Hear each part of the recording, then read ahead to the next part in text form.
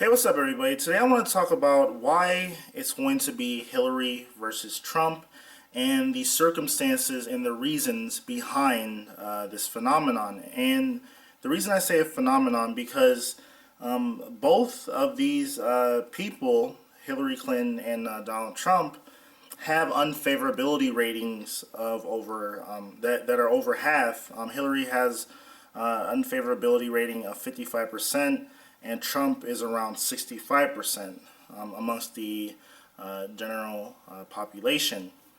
And a lot of people are scratching their heads like, how can these very unpopular candidates receive both of their parties' nominations? So I'm going to give the reasons behind that in this video. So let's begin on the Democrats' side.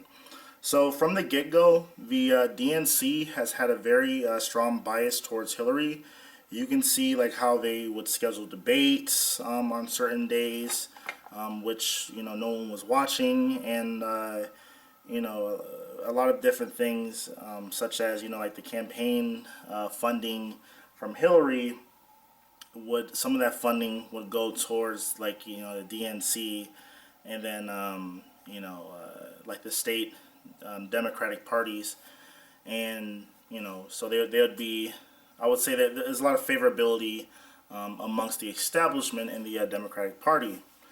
And then also another thing that I've seen for why Hillary is going to be the Democratic Party's nomination is because of the fear of electability. So a lot of people say that because Bernie Sanders is a proclaimed socialist, he actually says he's a democratic socialist. People say that there's no way in hell that he is going to, win a general election, which isn't true because polls have come out and said that, he's basically mopping the floor with all the Republican candidates. Like the last four up until, once they finally had it be Donald Trump, he was beating Trump by like double digits, Cruz by double digits, Kasich I think by like 5 or 6 points, and so forth. So he's far better of a candidate. And then also, when it comes to Hillary actually does worse against the Republicans than Bernie does. Hillary loses against Kasich by 4 points and barely is able to defeat Trump, and her victory over Trump is within the margin of error. And then also, you see a lot of people having a sort of like loyalty or nostalgia feeling when it comes to the Clintons. Like a lot of people see the 90s as a boom time for our economy, which is it's true, but a lot of that had to do with the tech bubble, and a lot of economists have said that it didn't really matter which party was in office. Anyone who was in office during that that tech boom or whatever would have had a good economy or whatever. But and then I also say this is that if it was any other Democrat running that had the same policy positions as Hillary Clinton, I don't think that that Democrat would be the nominee. Now let's move on to the media coverage, and this is something that you'll sort of see on both sides of the aisle. You have a lot of media favoritism towards Hillary. In fact, CNN is actually the I think it's like the 7th or 8th largest contributor or campaign contributor to Hillary Clinton during this election cycle. So a lot of people don't know that, but they don't state that when they are hosting the debates. And then also a lot of the questions that get asked to Hillary, a lot of people will perceive those as being softball questions, while Bernie gets questions that are basically what's the word I can describe it, like curveballs, or questions that really don't have a quantifiable answer to them. So and then also you see a lack of coverage by the media for Bernie. Now a lot of this has to do with Donald Trump basically being in the spotlight constantly, because of his statements, but then also it has to do with a lot of factors. When Bernie talks about getting money out of politics, a lot of people seem to forget that a lot of the money that goes to into our political system, a lot of it goes into commercials. Like CNN, MSNBC, Fox News, the reason they're eating at night is because of the campaign contributions, which eventually go into paying for, advertisements or political advertisements. So, yeah. And then also you have a lot of the support for on Sanders' side is from independents, which he does overwhelmingly well with compared to Hillary. And in a lot of these states, they have a lot of closed primaries where you have to be a registered Democrat, and then also you have a lot of cases where people's party affiliation was changed when they registered as a Bernie, or like when they registered through like a Bernie Sanders site or whatever. They'll have the registration changed. And and then on the Republican side, the reason that I think Donald Trump is the nomination is because in the beginning of the primary race, a lot of people thought that Donald Trump was running as a joke. And, it was like, I think 20 something people. I mean, it was so many people running during the Republican primaries initially that they actually had to have two separate debates. It was like 20 something people running. And then once the herd started to thin, I think it was like, once it got to like 4 or 5 states, it might have been like 5 or 6 people. And, you'll see Donald Trump, he wouldn't have over 50% of the vote, but he might receive like 35, 38, 40% of the vote here and there. And, people were starting to see like, oh, wow, like he's serious. He's getting, the majority of the votes in a lot of these states.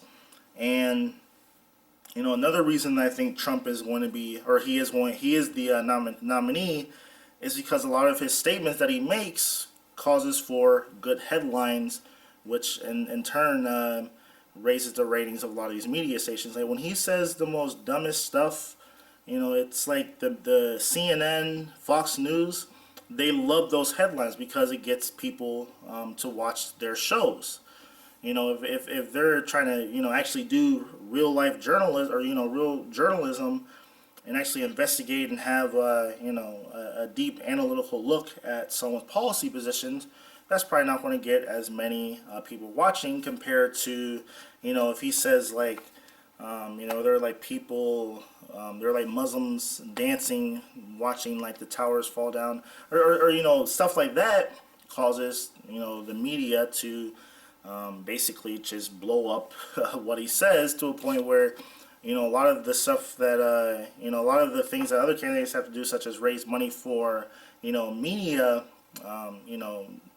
coverage, he doesn't have to do that because they like what he says because it gets people to watch their shows.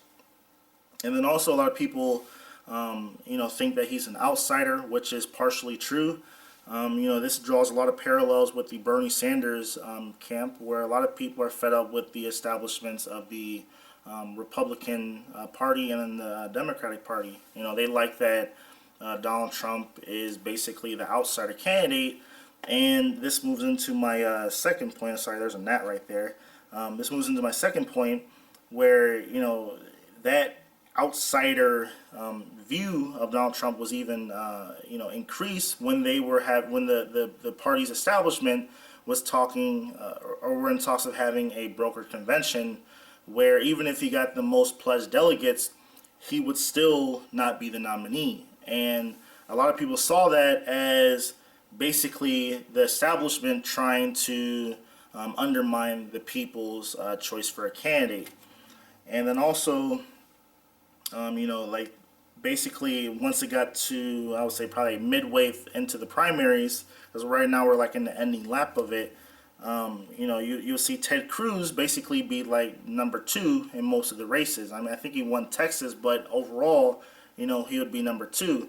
And the thing is, when it comes to Trump and Cruz, a lot of people don't like Cruz. Even the people in his own party are disgusted by Ted Cruz because he's a person that will, from what his own, people in his party are saying, is a person that will do whatever it takes to obtain political power. I think this is something that I see some parallels when it comes to Hillary, but a lot of people in the establishment of the Republican Party, even though they hate Donald Trump, they still don't want to, rally around Ted Cruz because they despise him also. And then you have John Kasich basically being like the Martin O'Malley of the Republican Party during the mid part of the primaries. And with all this being said, that's how we, as the American people, are ending have ended up with Hillary Clinton versus Donald Trump in this next presidential election. You basically have a fascist incarnate of Benito Mussolini, and then you also and then on the other hand you have Hillary, who's basically a corporatist who will do anything that she'll do anything money will tell her to do. I know that came out wrong. Excuse me. So, it's very unfortunate that both of these candidates are, the nominations of both of these parties. I personally think that Hillary Clinton has a 90% chance of defeating Donald Trump simply due to the fact, he used a lot of racist and xenophobic rhetoric, which, it backfired on him. The thing is, with a lot of like the minority groups, specifically like the Black and Latino communities, a lot of people think that they're like uber liberal. A lot of the younger people are, but you have a lot of like the same religious like beliefs that a lot of people that would perceive or a lot of the same religious beliefs that people that who are white that live in like the South who are really religious. It's like there's a lot of parallels. A lot of these people in these communities don't like gay marriage, abortion, etc. But the reason that the Republicans aren't able to, gain those votes, even if overall the Democrats are somewhat better than the Republicans, is because of the racial rhetoric and the xenophobic rhetoric that is being used against these communities. And people don't want to vote for someone who hates them just because of the way they look or where they're from or who they pray to at night or whatever. So that's my analysis of the days to come. I hope that Bernie Sanders' message can somehow move on past this election and spark a chord with the American people. But I'm never giving up hope. So that's all I gotta say. Thanks for watching. Subscribe, like, comment, and have a nice evening.